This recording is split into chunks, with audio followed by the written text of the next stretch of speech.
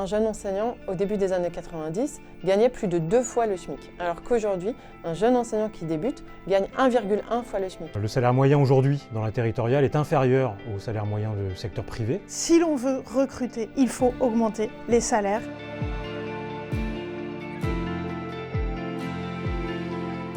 Aujourd'hui, il y a un vrai décrochage des salaires des agents et des agents de la fonction publique. On arrive finalement à une baisse du plus de 20% de pouvoir d'achat pour les agents et les agents de la fonction publique depuis les années 2000. Si on compare les salaires du public avec ceux du privé sur les 10 dernières années, alors que les salaires du public étaient légèrement au-dessus de ceux du privé de 30 €, aujourd'hui, on est descendu à 100 € en dessous des salaires du privé.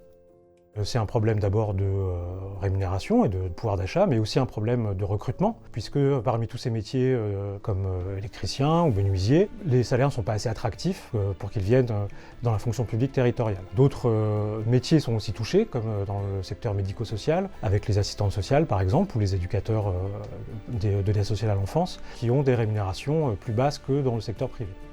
Si on veut préparer l'avenir, il faut augmenter les salaires des agents et des agentes de la fonction publique. Pour la FSU, c'est 20% d'augmentation de la valeur du point d'indice et aussi l'attribution de 80 points d'indice supplémentaires pour toutes et tous pour que ce soit aussi les plus petits salaires qui en bénéficient. Il faut aussi en finir avec des mesures qui pèsent sur le pouvoir d'achat. C'est le jour de carence, c'est la baisse de la rémunération quand on est en congé maladie ordinaire, c'est l'augmentation des franchises, et puis c'est aussi les pensions des retraités. Il faut en finir avec le gel des pensions.